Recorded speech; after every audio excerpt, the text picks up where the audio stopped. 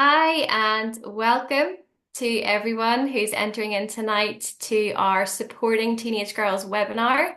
I'm Debs, and it's really, really good to have you with us. Just as people are coming in, I will just introduce myself. We've got Emily here tonight as well, who works for Know Your Worth. She is our Southern lead. We've got Izzy here tonight, Izzy Dobson, who is here to share a little bit with us as well. And we have Davina with us as well, who's going to share tonight. We're just letting people come on through. But as we do, just a massive welcome from Know Your Worth from the team. We're really, really thrilled that you are here tonight with us.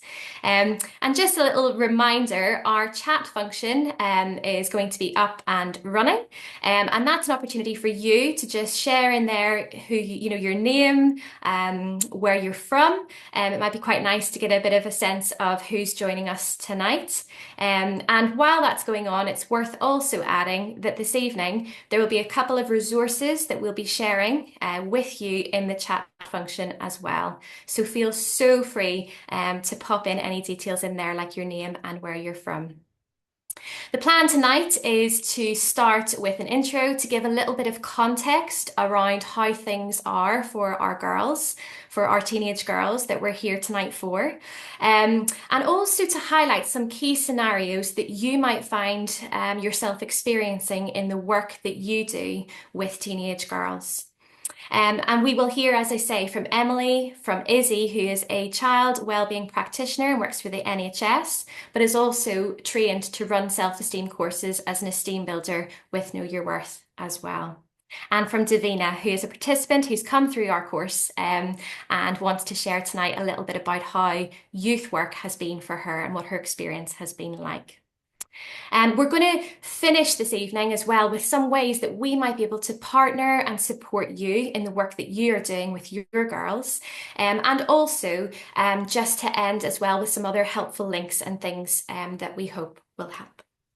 So, as an introduction, I think most people are now coming into the room or have entered. Thank you so much to those of you who are sharing where you're from and your location. We really appreciate that, and it's really nice to see who's joining us tonight. I'm seeing Northern Ireland, I'm seeing Warwickshire, I'm seeing Birmingham, I'm seeing Oxford, Kent. Fantastic. Welcome, welcome, welcome. Cheshire. Yes, brilliant. Okay.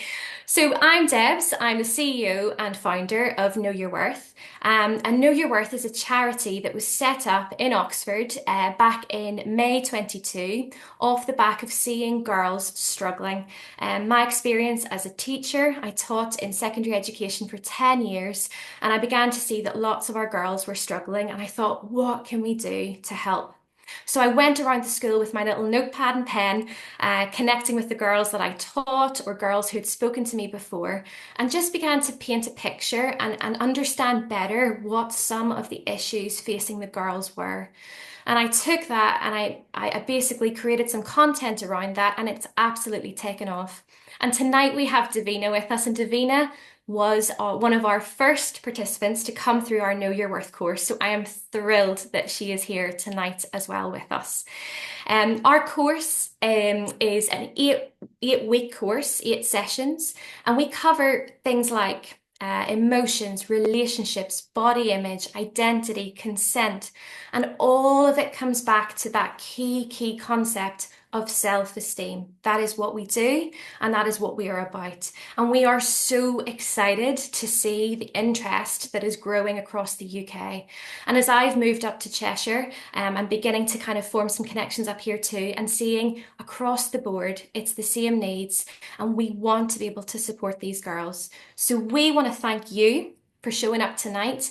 We know that it's taking an hour out of your evening. Our plan this evening is to finish in time for Traders 9, if you are a Traders fan. And so we just would love to spend some time tonight supporting you and finding out ways that we can further do that to help. Okay, so all of that said, We recognize tonight there will be teachers, there will be pastoral leads, there will be youth workers, there will be church leaders, there will be health practitioners and those who support teenage girls' well-being. We're so glad you're here tonight. We have been amazed with the turnout. And our ticket sales, it's been almost 250 of you have decided to sign up to this event. And I think that just goes to show that there is a need here, and we are thrilled to be able to partner with you in supporting you as you help your girls. It's also worth adding, I know there will be some parents here tonight as well. If that's you, welcome. We recognise that a lot of the content we are covering tonight is specifically more for those who are working with teenage girls in professional contexts or in schools, in youth groups and things like that. But we still hope that there will be something you can take away tonight too. And it's also worth adding that we will later in the evening pop in the chat a link for a webinar that we're going to run specifically for parents and carers and guardians of teenage girls. So if that's you, stay tuned, and Emily, my colleague, will share that in the chat a little bit later this evening. So we thought we'd start with the current reality. A lot of us are already aware of the stats and aware of the situation that girls are going through. But 61% of 10 to 17-year-old girls are really struggling with their self-esteem. And whilst these statistics are based on UK, it's also fair to say that this is a global issue. I met just last week with my Nigerian friend, and she's training up she's doing some wonderful stuff in Nigeria, supporting girls and women there to also understand their worth and to help them to grow their self-esteem. And so only 11% of girls around the globe feel comfortable using the word beautiful to describe themselves. This is something that, it's devastating, and you're sort of thinking, what else can we do to help and to bring about that support? And so the fact that you're here tonight is hopefully a push in the right direction, because we can be part of the solution to helping these girls. And we know that there is a link and a connection with well-being and self-esteem and mental health. And we're going to hear from Izzy a little bit later tonight as she shares a little bit about her professional role and how those different things can overlap significantly. And so there's the question around, well, why? Why is it that these girls are struggling? Why is this such a big thing right now? And I think it's safe to say that the teenage years have always been a little bit tricky for some, not all, but it feels certainly a lot more complex now. And we're recognizing that there are various reasons for that. Each and every teenage girl is unique. Each and every teenage girl will have her own struggles if she's experiencing them, and they will look different for each person. But we do recognize that there are some key factors that are at play. We think about brain development, for example. You've got the list here in front of you, brain development. And we think about the fact that the prefrontal cortex, which is so involved in decision-making processing and rationale, so much of that isn't fully formed until around the age of 25. And so we know that there's a lot going on in the brain at that stage. There's an author who I really appreciate, and her name is Donna Jackson Nazawaka, and she communicates that puberty is the stormy period during which past and present environmental insults or problems begin to manifest in the remodeling changes made by in the architecture of the brain. And so it's almost like it's a system update for our teenage girls. And so whilst all of that is going on, girls who maybe in the past were quite quiet, quite shy, girls who maybe, kept a lot of it in and maybe absorbed emotions or absorbed what was going on around them, suddenly you begin to see the behavior shift and the behavior change. And so some of this can come down to brain development, puberty, hormones. All of these parts of the puzzle do come into play at this stage. And then there's also what is now known as adverse childhood experiences, which many of you here tonight will know the expression ACEs. And ACEs are basically situations or circumstances that occur, especially in early formative years. And it can be things like a parent that's in prison. It can be things like the loss, the bereavement of someone very, very close, like a parent. It can be addiction in the family and things like that. I just want to add at this point too that if any of this feels triggering, that you at any point are so welcome to mute me. There's things like this which can kind of add to the circumstances that teenage girls can find themselves in.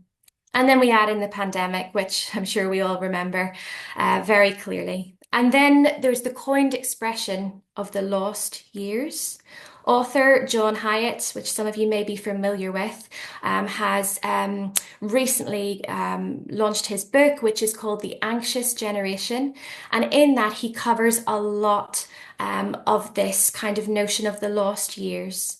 The lost years is between the ages of 10 and 14, when teenagers, including teenage girls, have found themselves in different circumstances than what maybe it was like 20, 30, 50 years ago. And so instead of den making or climbing trees or being bored or popping out to play in the neighborhood, society has changed and it's become a bit more indoors, a bit more screen based. And for some, that's been quite detrimental. And so all of these things begin to add up and paint the picture. This is the backdrop that our girls are in now.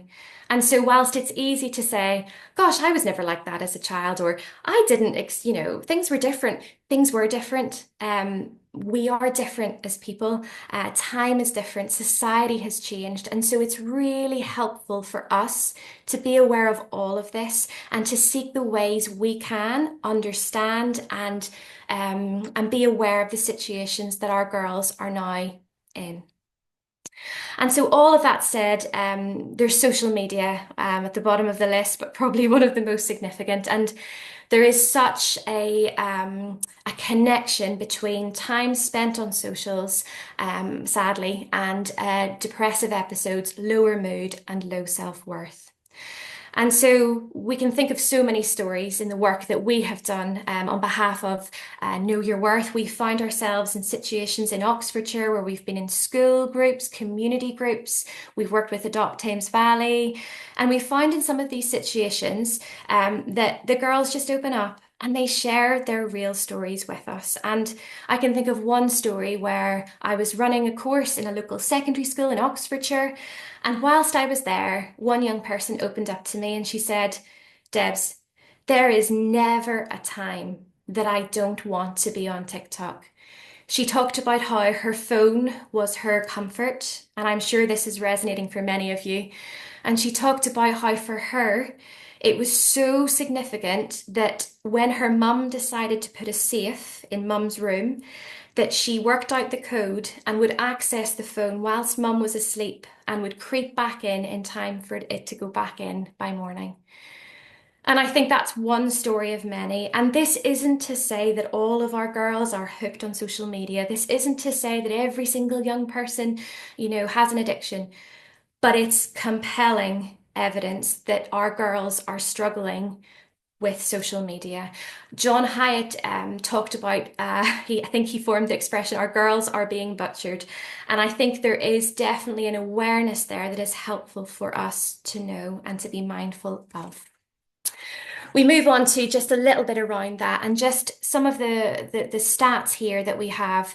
The iPhone was launched in, I think it was 2007. Access to phones became more accessible around 2011, 2012, and this is where we begin to see a real spike in sort of the combined depressive symptoms. And so it's helpful for us to be aware of this in our work with teenage girls, to be mindful that this is our backdrop and this is the context that we are in. And so, keeping all of that in mind and holding all of that as our context and our backdrop, we're going to now move into a little bit more of the evening. And so, I'm going to hand over now to Emily for Emily to introduce herself and to share a little bit more this evening. Amazing. Thanks so much, Debs. As Debs already said, I'm Emily. Lovely to have you all here this evening. Thank you so much for coming. My role at Know Your Worth is the title of Southern Lead because we are now in various parts of the UK, which is very exciting. So I help look after the South and just jumping straight in there and piggybacking off all that Debs has said, I just love that as a charity we are getting to be facing all of this stuff head on and have the honor of being on the ground and working with these girls and coming up against it, even though that can be hard sometimes. But I love that we're there, and I'm sure for so many of you, you love that as well because that is why you're doing what you're doing. Um, and we get the joy at No Worth of week in and week out, heading into different schools, community groups, council services, and running this self-esteem course that Debs has mentioned. And that is the main way that we go about trying to help build self-esteem in teenage girls in this country, nation, actually, UK. Um, and this 8 week course has been designed to create a space that is safe, a nurturing environment where these teen girls can explore topics of life, help to grow their self-esteem, recognize their strengths, build resilience, and work on their self-image, and all with the hope that that will go on to empower them to make good decisions moving forward. We're all about empowering them to figure it out for themselves rather than telling them how to live, though it can be very tempting sometimes. Um, and this course covers a range of topics like healthy relationships and emotions and resilience. And as Debs has already touched upon, one of our weeks focuses on social media and encouraging the girls to think about their relationship with it, how to stay safe online, and just thinking and reflecting on how they're finding all of that. And we would love to give you a little free resource to do with that as well. There's a bunch of free resources we've got available on our website, and we want to send one of those over to you this evening. That's just a helpful little starting place with getting your young people thinking about their relationship with social media and reflecting on that a little bit. So I will send that out in due course in the chat. But enough from me. I am going now to introduce you to our first special guest of this evening, the lovely Izzy. Izzy works for the NHS and supports lots of teenagers in her day-to-day work. But Izzy has also trained as an esteem builder here at Know Your Worth. And that simply means that she has been trained and is now entitled to run our 8 week course as well. And she does this in a voluntary capacity and is currently running our course on a local council estate here in Oxfordshire. So Izzy's just going to share a little bit with us now about her work in the NHS, but also her volunteering with Know Your Worth. So, Izzy. Thanks, Emily. That was a lovely introduction. I'm hoping everyone can hear me okay.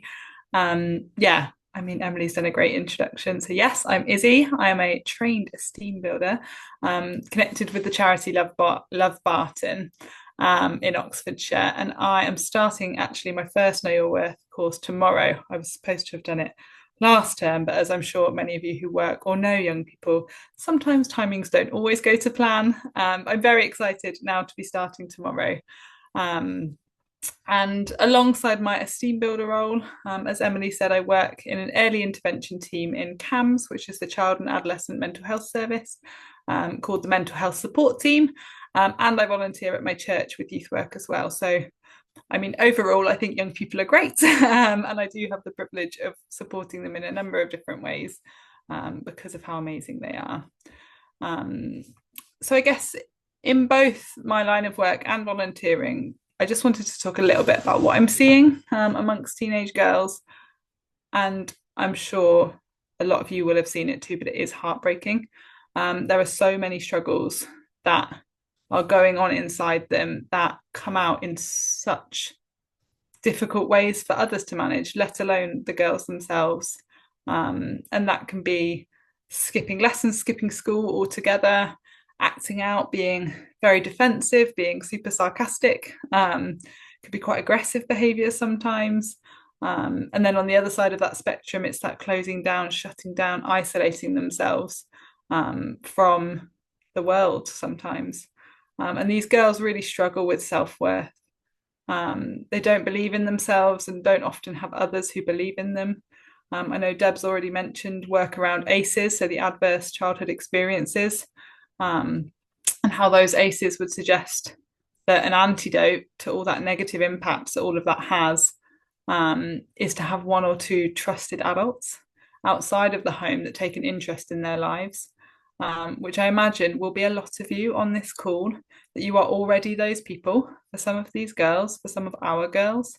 And it's a really trying time for our girls, and we are seeing it each and every day.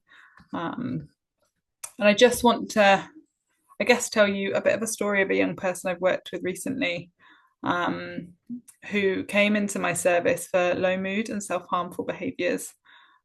She had rejected her family, rejected her school, and rejected any professionals that would come near her.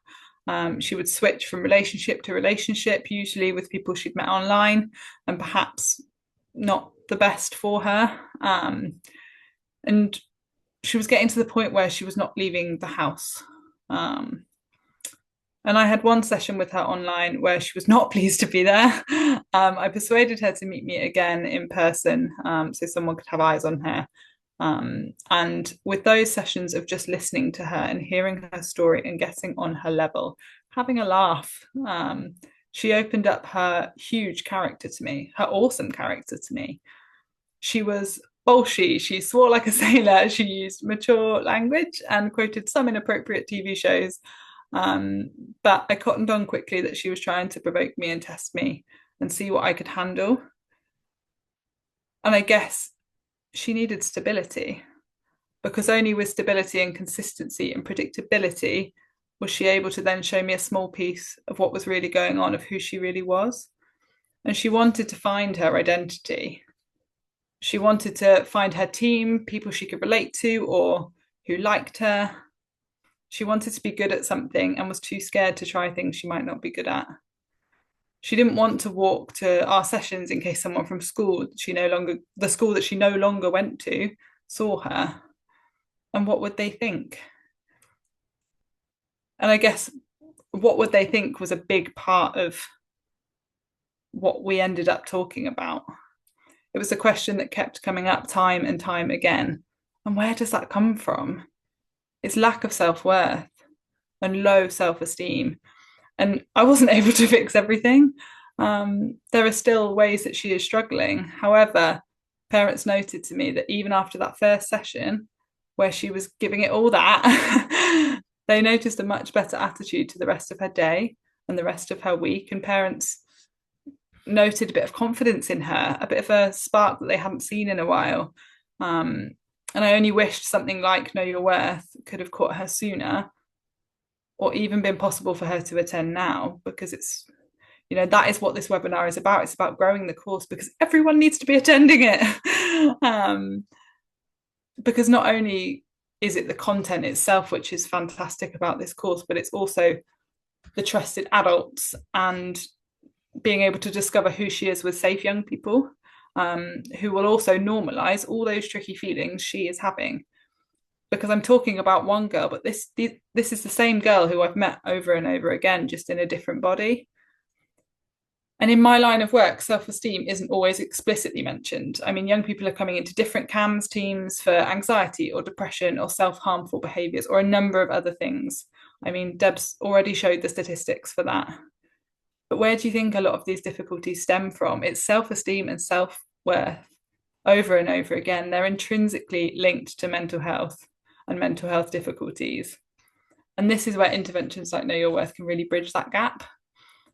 And I knew that gap, the gap that Know Your Worth was filling before I became an esteem builder, And I'm sure you're all aware of it too, or it's unlikely you would be here on a Wednesday night. But I really want to highlight the benefits of the training that they were for me briefly. Because as I've gone on about, I work with young people a lot, but addressing something like self-esteem, I found an overwhelmingly big topic. And I didn't have a clue where to start. It's something I would have loved to help all the young people I work with and get to know, but it's a huge, huge topic. And the Esteem Builders course comes with, a full manual, splits up where self-esteem and identity stem from each week, beautifully laid out. I'm sure Debs will do a bit of a plug later for the details of the course, but you're looking at all of the different elements and it just splits it up in such a lovely way and covers so much. And I've seen the impact because although I've not run the course yet, I actually mentored a beautiful girl from Love Barton, the charity that I volunteer for, through their mentoring scheme. And she completed a Know Your Worth course with Love Barton just before she came and did mentoring with me, which is how Love Barton have tried to incorporate Know Your Worth into what they're already doing. So it's kind of community projects, then Know Your Worth, and then one-to-one mentoring. And when we first met, we spoke about how she felt about herself, which is a big thing to talk to anyone about, let alone someone you've just met. And I actually took notes back when we started, and I compared that to some of the Know Your Worth content later on when I did the Esteem Builders course, and it was completely parallel. Different wording, but completely parallel. And the one that I've just jotted down here on my screen, if I just pull that up, is I now know that proper friends ask me about me, which she didn't do. So I red flagged her for a while, as I shouldn't have put up with it. Which, granted, it's not the most eloquent sentence, but we can't always expect that out of our teenage girls. But the idea was I saw something that wasn't right and I was worth more than that. People should ask me about me. And in one of the weeks on relationships, there's a card sorting activity. And two of the cards on there are, they ask you about how you are feeling when you've had a long day, and they remember to ask about the things you care about. That's parallel to what she was saying. And the mentoring is a fantastic way to continue that connection off the back of Know Your Worth. So if you're in a position, I mean, we all need to think about the bigger picture and how Know Your Worth could fit uniquely in your areas of work or home, whatever it is that you guys are up to. But, some of the young people that have come through Know Your Worth courses to date don't always have a lot of resources or a lot of things going for them. So just showing up for them is a really powerful way to communicate that value.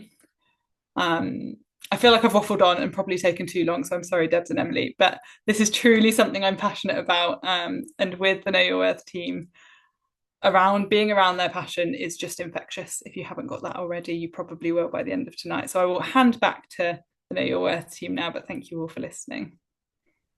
Thank you so, so much, Izzy. It's been a real delight to have you come through our training, and just to sort of, I suppose, realize what a powerful job you're doing, both in your professional work context setting and on a council estate in Oxford, loving some girls. It's absolutely fantastic. I know that we talked a little bit before we had a lovely Izzy join us and share such fab stuff, and it was around the social media reflection, and Emily has now just popped that into the chat for you. So that is it's just a resource that we'd love to give you to get you and your young people, your teenage girls, thinking a little bit around social media. If that's something that you would like, feel so free to just click on the link and have it there as a download, and you can print off and use, and we just hope that it will benefit some of the girls that you are working with as well.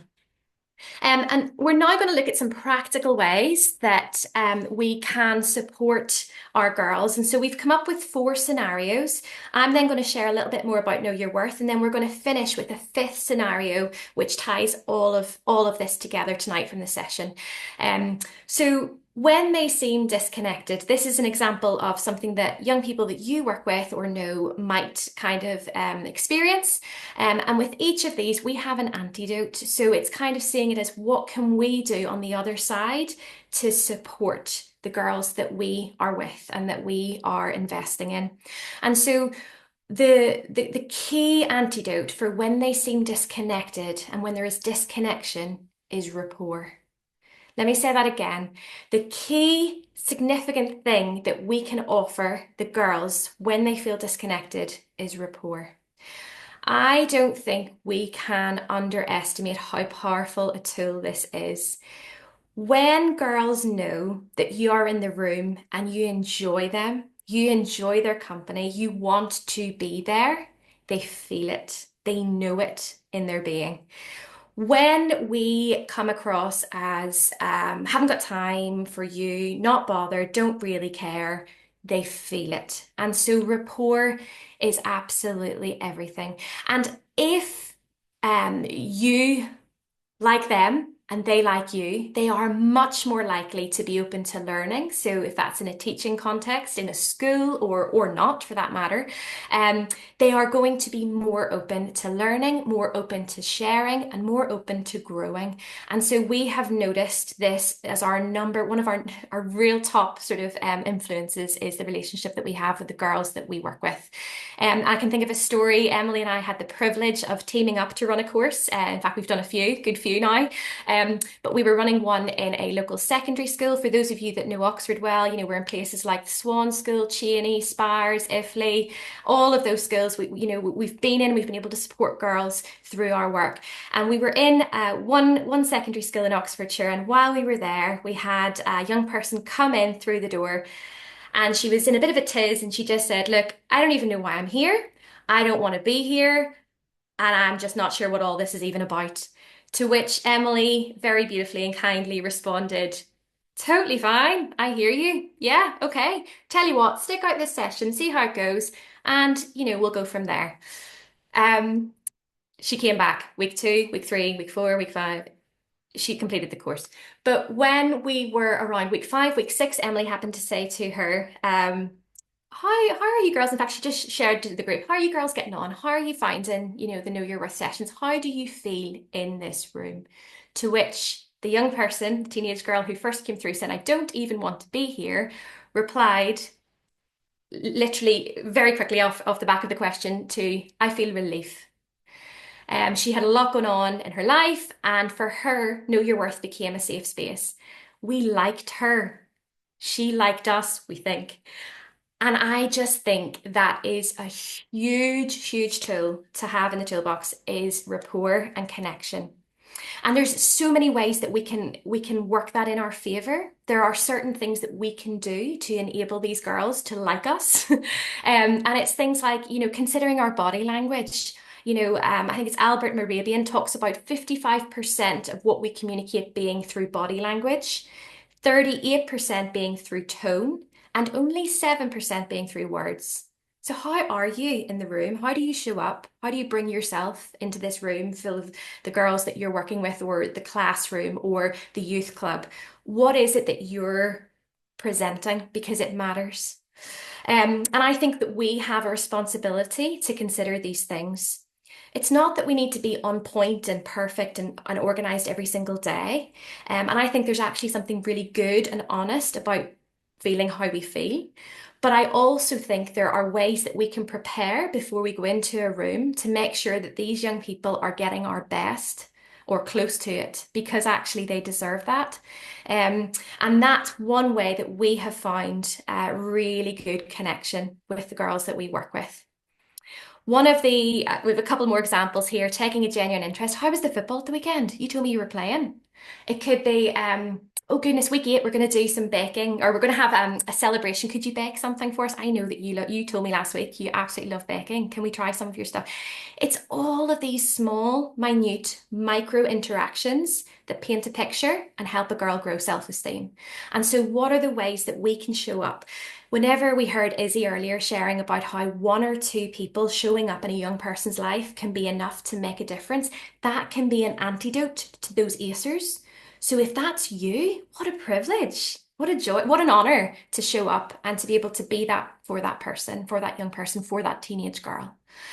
Humor. Humor goes a long way. A little smile, a little giggle, those sorts of connection points can be so brilliant. And honestly, there's times you get the giggles because it's that sense of that shared humanity, it's okay to kind of show a little bit who you are too. And I'm going to share a wee bit about that as well on the next slide.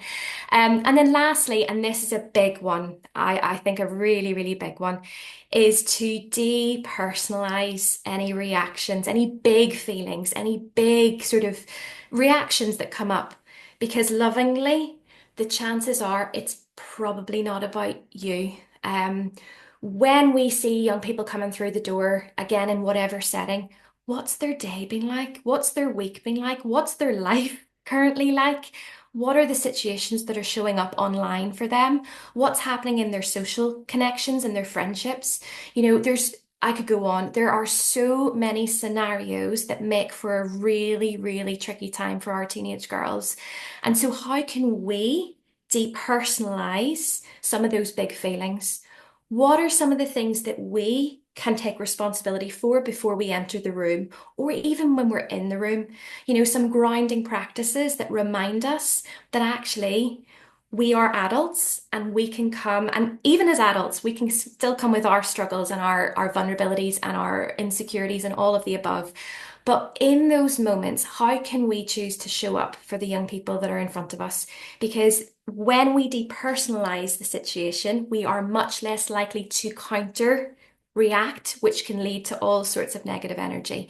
And so it's making sure we are doing the work on ourselves to make sure that we can handle those situations well and build that rapport, which in turn affects how likely it is for a young person to grow that self-esteem and to connect. Connection and belonging are hugely significant in the lives of not only teenage girls, but all of us.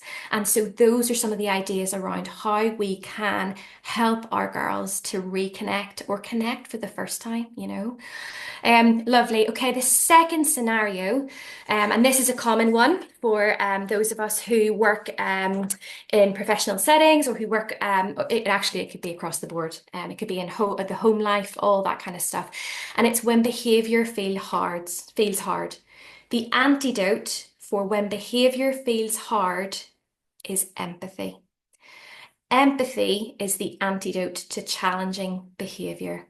There is a reason for every behavior. We've listed some of the factors at play for our girls, but there's a whole host of reasons that any of us would act in any way.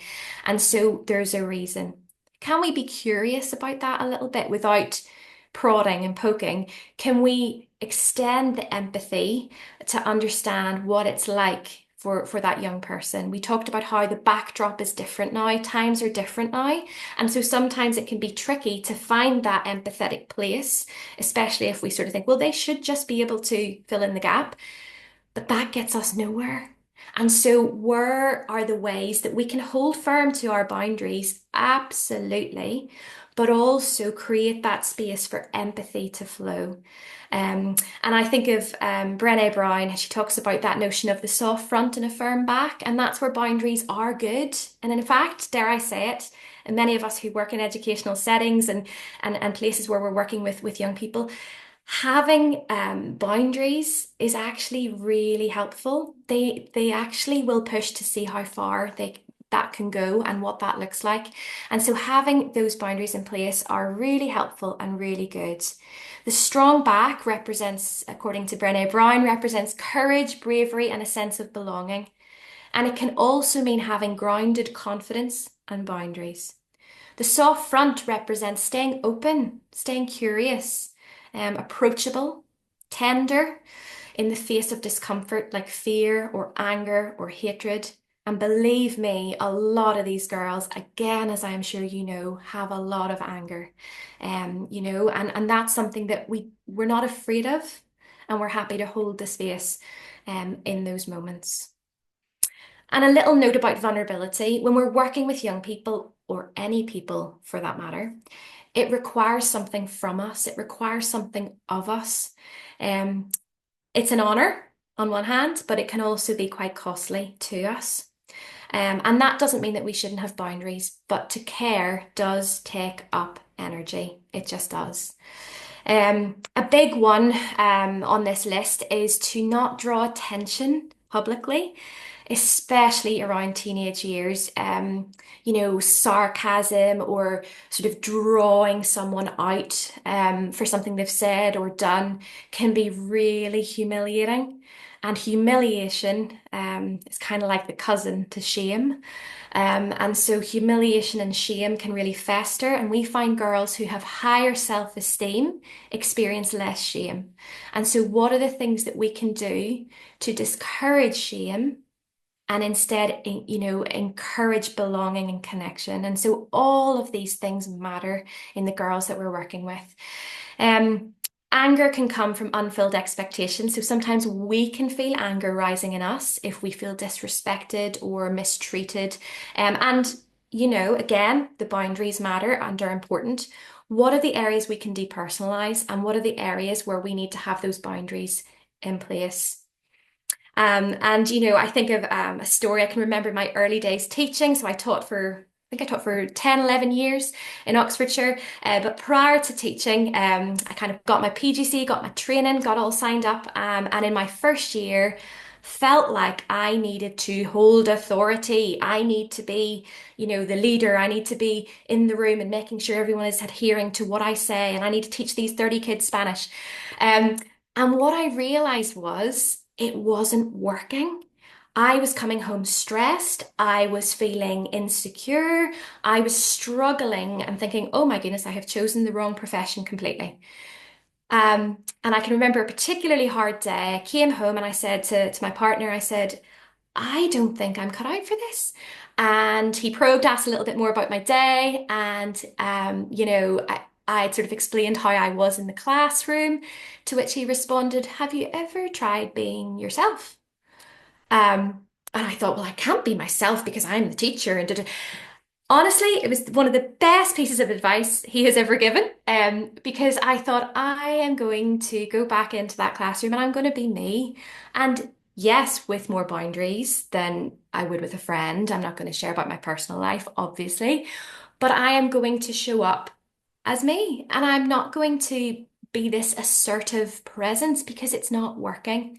And so, my question to you tonight is if you're finding that behavior is feeling hard and that they ought to just fill in the blank, then I wonder if it's worth being curious about you. And are there, in my case, it was insecurity. In my case, it was ego. Are there things that you can consider around how you present? Because we're all in the room together. And so, what are some of the questions that you can be asking? How can I stay grounded when feeling, at times overwhelmed or triggered or that it's a lot? What can I be doing to work on me and to grow my own self-esteem to make sure that I am healthy and well and in a place to receive and to give freely? And so these are some of the sort of thoughts around when behavior feels hard. I'm going to now hand over to Emily. There's two more of our scenarios and then a final one at the end. But Emily, when you're ready, you can take us through the next two slides. Amazing. Thanks again, Debs. Um, so the third scenario that we might encounter, and I say might, will most definitely encounter, is when our young people seem easily distracted. I think now more than ever, distraction is one of the biggest problems going on. Takes us way back to the beginning of this webinar. Deb's talking about social media, kids just wanting to pick up their phones, wanting to be doing something else, attention span being short. So the first point really is it's okay if it happens. Again, we depersonalize it. It's not necessarily because we're doing a bad job or we're boring or anything like that. But our antidote to easy distraction is engagement. Offering something better is a good way that we can start with this. Is there something different we can try? What are we currently offering? Can we up that with something that we know will go down better? Because maybe we've been meeting this young person a long time. We know some of their interests because, as we've already been through, we've gotten to know them. And we know that they prefer board games and activities to sitting down and talking. So we shake it up and we offer something better. And in order to do that, we have to engage ourselves and we have to engage them.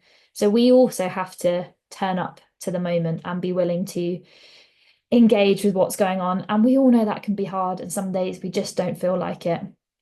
But when we don't engage, we can't expect the young person to engage as well. So, first little tip, offer something better. And we've got on there, name it. It's also okay to say, hey, feeling a bit distracted right now. We don't have to kind of brush over it and pretend that it's all some kind of smooth moving thing. We can just ask the young person if they're feeling distracted, and help them in focusing back in again. Or the group as well, really, where everyone in this webinar will be coming from a variety of different scenarios. So please do kind of apply it to what you're used to doing, if that's one-to-one or group stuff, whatever it looks like. So you can offer something better. And if we're trying lots of ideas and nothing's working, it goes without saying as well, be empowered to ask other people for help. None of us are ever meant to do this on our own. That is not a sign of strength, but a sign of weakness. We are all here, all learning as we go. So we need to be good at asking others, and we can ask other people for ideas. We can turn to Google and all of that lovely stuff as well.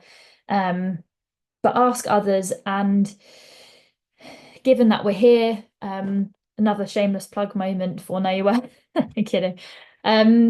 We've spent a long time crafting our content and doing what we do, and we do feel is really excellent. And so if we can help you in any way, please also do get in touch, and we are happy to share our ideas and suggestions or things that we've learned from other people that have worked really well for us as well. So please know that you can also come and ask us. Next on there, honor individuality. We need to take care and interest in the person that is in front of us or the group that's in front of us. If they're easily distracted, it might be because we're not taking our time to know them and know what their preferences are, their likes, their dislikes. And so we're not engaging them because we're not getting to know them, and then we're not doing things in a way that engages them, and the circle goes round and round and round. Obviously, it's not possible to fulfill every desire, need, like, dislike, all of those things, but we can try, and we can try and find the easy wins and the easy hooks that are going to help our young people stay focused and present in our time with them. And particular mention there is thinking about if any of the young people you work with are neurodiverse, taking some time to think about how specifically they like to be engaged and how do they appreciate the time being spent. Are there certain activities they enjoy, don't enjoy? Is there a particular kind of lighting that they really appreciate or don't appreciate? What about where, if you're sitting or you're standing, all of these kind of things, just to relieve us. It doesn't always have to be big stuff. It can just be little changes here and there, or additions or things that we take out that can really help our young people stay engaged with what we're doing. And kind of similarly to name it as well, we can just ask the young people. And I'm sure you all do this anyway, but I think sometimes we're afraid of just calling things out as they are. And so we can ask young people, you clearly, and I've done this before, okay, guys, you're clearly not enjoying this, or you're not engaged in the activity. How would you like to do it instead? What would be your preferred way of talking about this topic, or etc., etc., etc.? We can ask them. They've got opinions, and they're in the process of learning about themselves as well. And so we can help that process, and we can ask them and learn about them in that process as well. But like I said earlier, not then putting pressure on ourselves to fulfill absolutely everything that is shared, but just finding the ways that work best. And just asking them helps them to feel seen and appreciated, and all of that is going to help contribute to growing their self-esteem as well. So that's great. And Deb has already mentioned the importance of belonging. And so much of this is just about creating a space where these young people feel like they belong, and feel like they're wanted, feel like they're seen, they belong there with you, but also with others if it's a group setting. And so it's just being mindful and being intentional about how you cultivate that environment for them.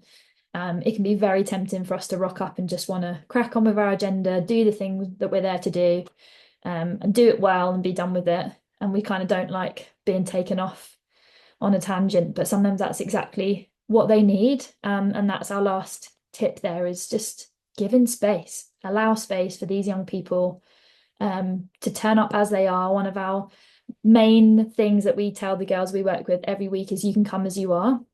If you're feeling 10 out of 10, that's awesome. If you're feeling 0 out of 10, fine. We just love that you're here. And we can allow space for our young people to be how they're feeling. If that means they need 3 minutes to just giggle and be silly and get it out of their system, that's great. If they need space for you to let them go off on a tangent and ask all of these questions about this thing that you haven't quite planned to talk about, but that's what they really want to talk about, then maybe it's good to go there with them and give space to that.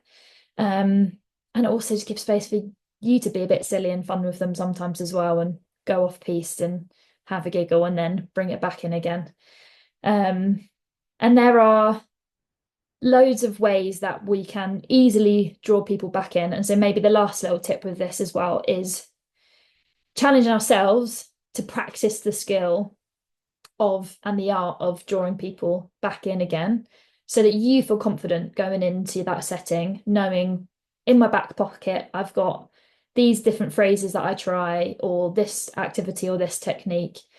Some things I like to do is just little lines like "stay with me just for 2 more minutes and then we're moving on to the next thing." Or my favorite one is often, if there's one thing that you're going to take away from this time together today, girls, it's this thing. So please, like, beyond anything else, please listen to this thing, because this is really, really important. Just little things like that we can equip ourselves with. So that's an extra encouragement to you. Whizzing on, because I'm aware time is ticking. So sorry. Last scenario we might encounter, a lovely one, a really positive one, is the moment that young people confide in you. And hopefully we've all experienced this before, and you know that that is a real honor and a privilege when that does happen. And it's not so much an antidote in this situation, because it's a good one, but just a thing to harness that well, is that when young people confide in us, we need to be good at listening, and be all ears and be present and make them feel safe and heard and not judged and appreciated. So we need to be people who are good listeners, which is not always easy, especially when we're feeling tired and distracted as well.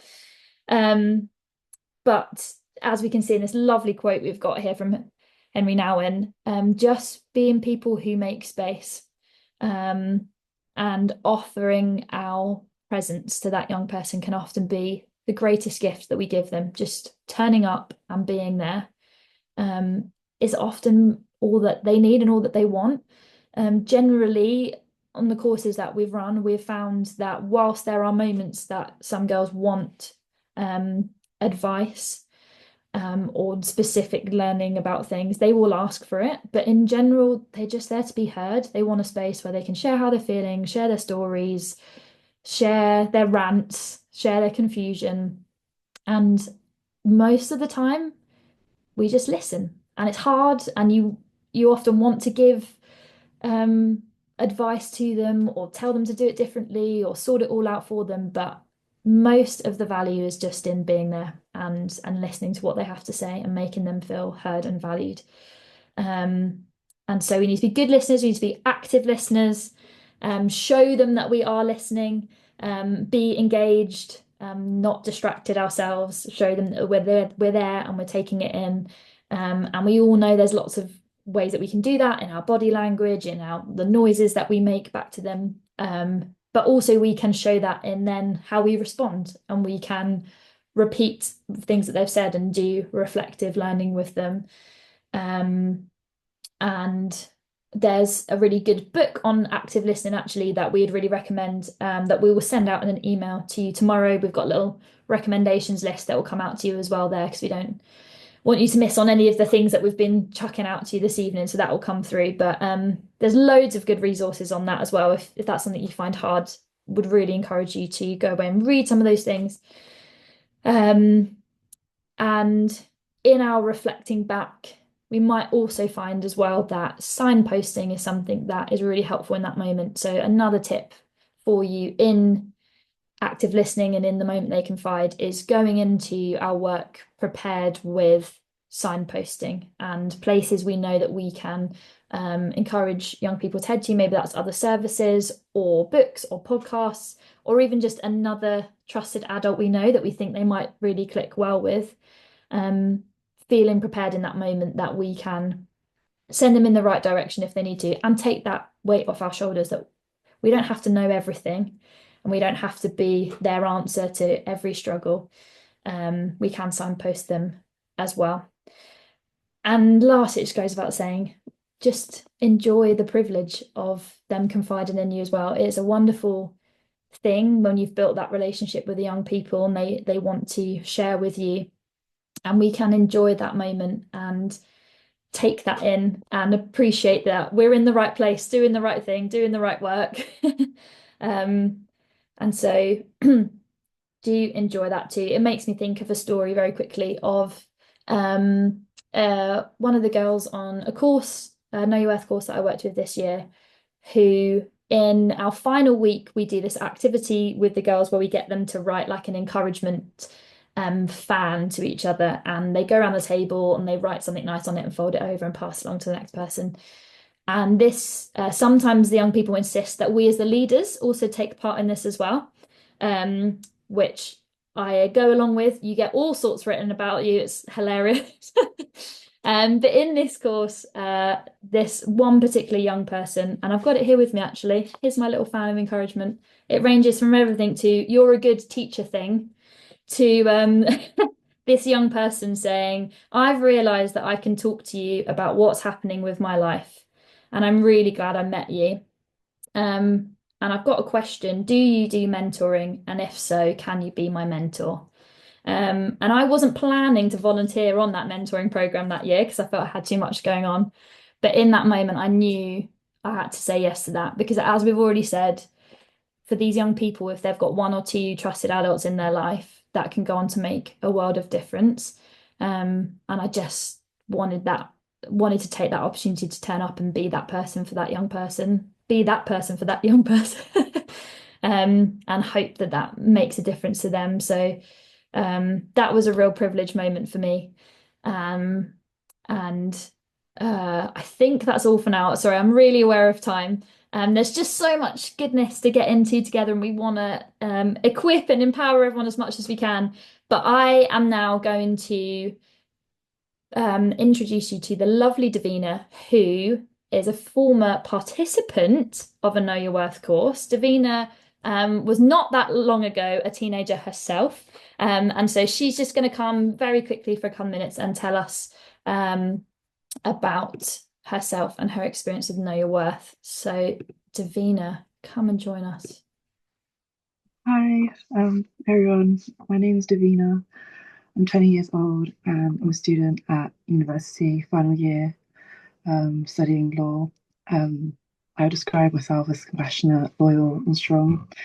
I am aware of the time, so I'll try and keep it brief. But I am a Christian, so I love Jesus, love God. That's a very key part of my life that has to be mentioned. And like, I'm just very in awe of how God has changed my life for the better, especially in the past year. At uni, I'm a secretary for the Wing Chun Martial Arts Society. I'm also part of the Christian Youth Fellowship. So I'm part of choir there. I love singing. Singing's been like my constant throughout my life. Yeah, I've been singing for as long as I can breathe. What else? Yeah, I'm just really thankful for like making it this far into university because it's been very, very difficult. Thankful for support systems, my friends at university, church, and for the community I found here. I'm also thankful for Debs as well because I've known her since like 4 years now. But I had the privilege to be part of the very first Know Your Worth course in 2021, which I absolutely loved, and I had the opportunity to go through the course with my sister as well, who's just a year younger than me, so she's 19. And that was in Oxford, so in Barton. And yeah, it was just such a privilege. It was very like unexpected way it came about. Like Deb's like knocking on doors in Barton and trying to get kids to come to this Know Your Work course, and then I was just doing that. I was just doing that. I was, you know, eligible participant, so he was like, okay, might as well. But key takeaways from Know Your Worth. So at the age of 16, going 17, Know Your Worth really helped me to understand that it's not bad to have emotions. So I remember having like doing a topic on emotions, um, that that emotions like kind of that session on emotions really like made a difference, like really significant difference in my life. Now looking back, like it made me realize I have the right to express my emotions, which was something I found really hard to do because growing up I felt that my emotions really didn't matter, and yeah, it wasn't something that it was kind of taboo for me, just kind of suppressed it all. But until that point, when I listened to Deb's talk on emotions, it was really enlightening, really opened my eyes, and also another session on self-esteem, um, which I found really, really helpful. We were looking at self-esteem, so like it was like a low self-esteem to like high self-esteem scale, and how self. What I learned was that how self-esteem may not be high all the time, and that's okay. But it's important to identify this and find ways to like increase self-esteem. What else? Relationships. So I actually look back at my like notebook that I still have from New Worth, and I wrote like dear future Davina, like a letter to future Davina. And remember a few things that I wrote was I remember I wrote, "You're worthy of love and don't deserve anything less. You want a person you can trust. You want a person that is accepting and understanding of you, well together, physically, financially." Was essentially what I wrote.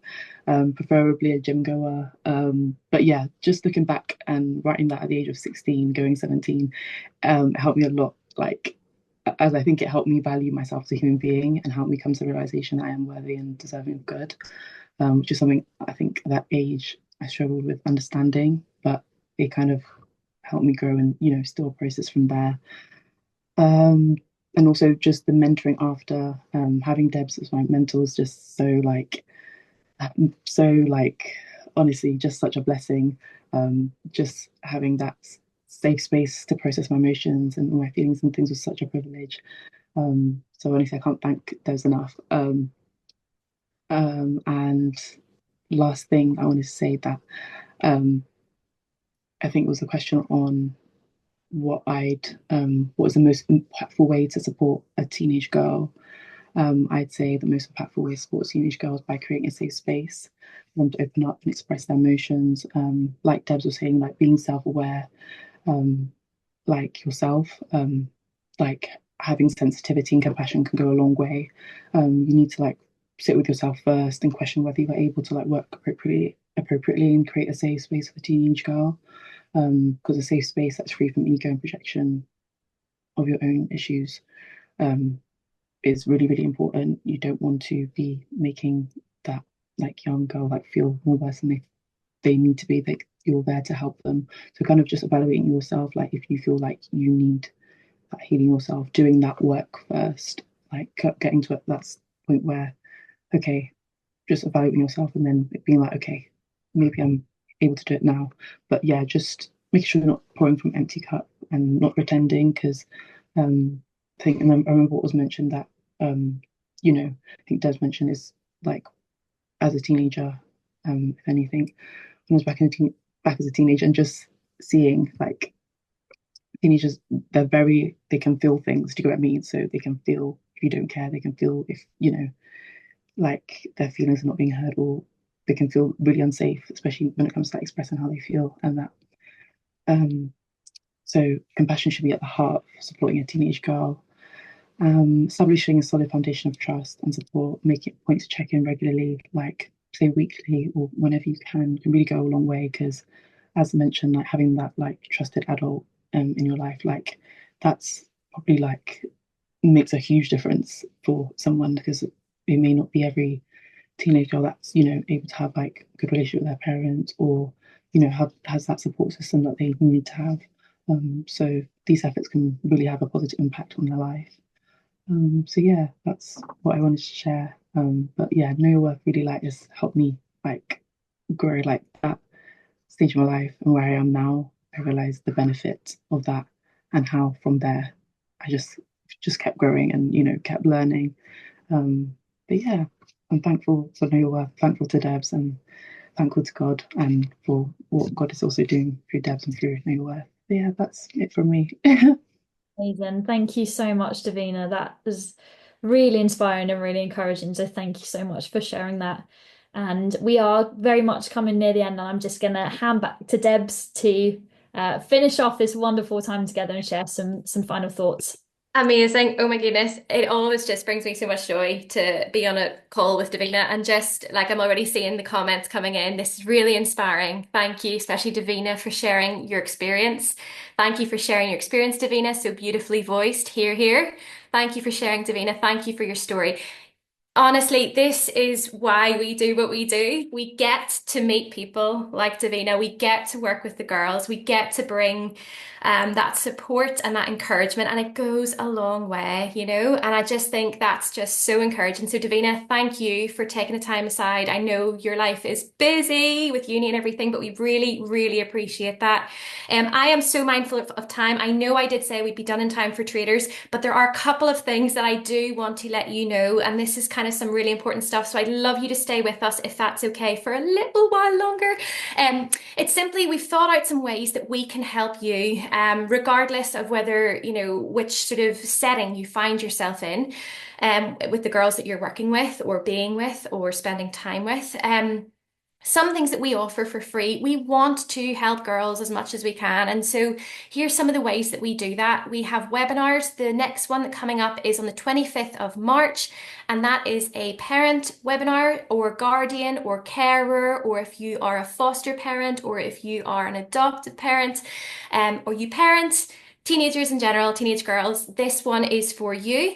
Emily is going to pop the link now into the chat, and this is an opportunity for anyone who would like to sign up for that event. We will share some hopefully really kind of encouraging stuff for you if that is you and you're a parent. Also, we have some website resources. Pop onto our website at any time. We are adding to that relatively regularly. We've got things. We find that the anxiety journal is especially helpful. That's getting so many downloads. But feel so free to go on there to download any of our stuff, use it with your girls, print off copies. We've got things like the social media reflection, which we've shared with you tonight. We've also got a PDF there for 5 ways that you can help your teen girls. So there's stuff out there, and it's growing and it's building. So do check in. We're hoping to get a little bit of a blog up there at some point this term as well. Just little bits and pieces that we can give and offer because we want to help.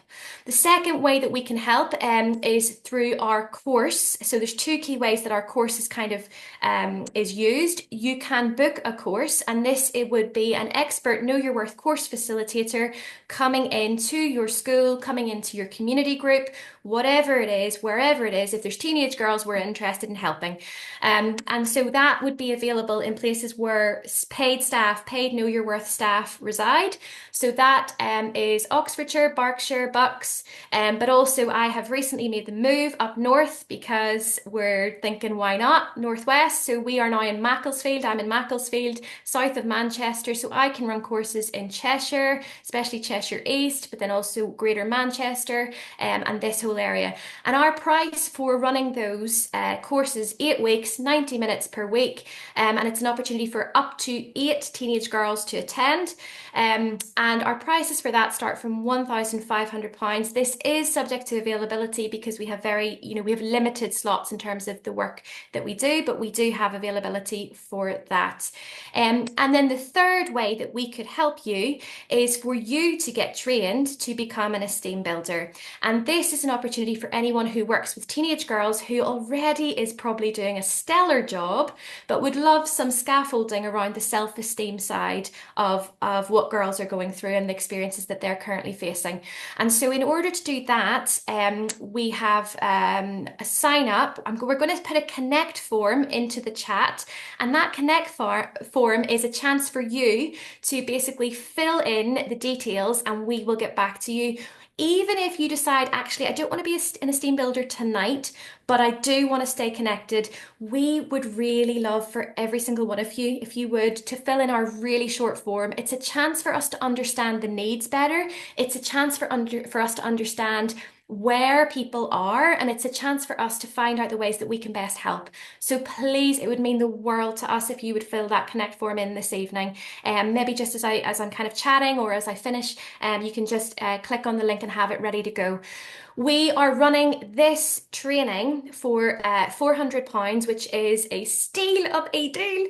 And we've got our 3 day training days set up. So we're doing a training day in the south of England very soon, actually. And that is on the 1st of February. And there are still some spaces available for the Oxford Day.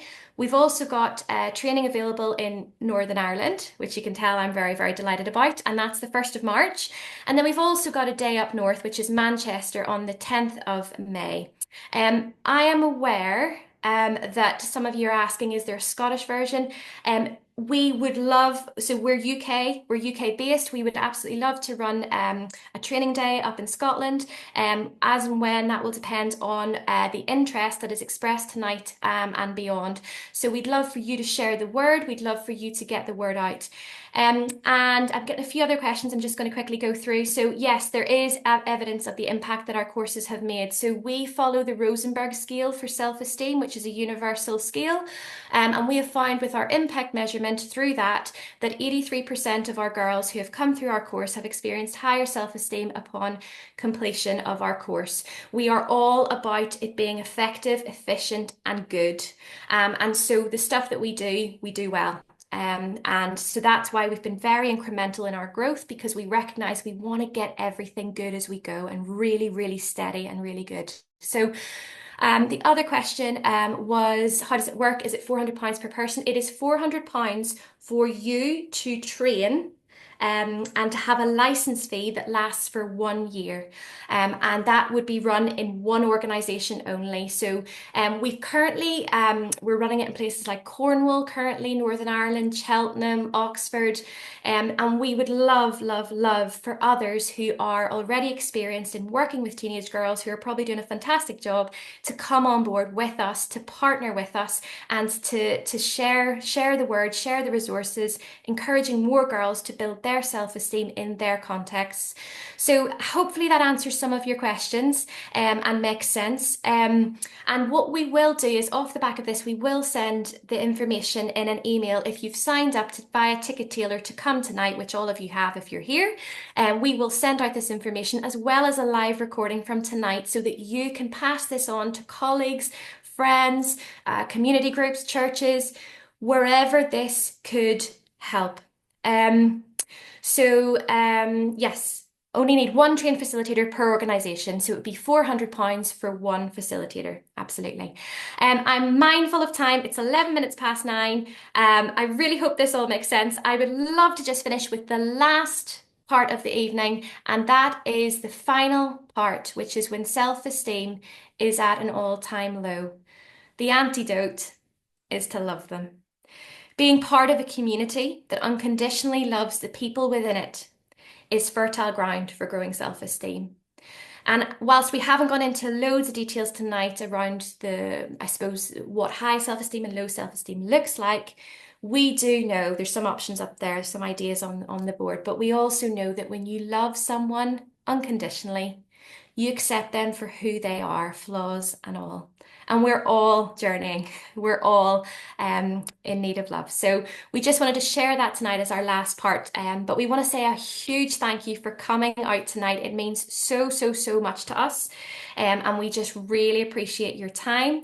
And we wish you all the best. And just a reminder to fill out our Connect form and also stay connected via our socials as well, if you so desire. We'd really appreciate that.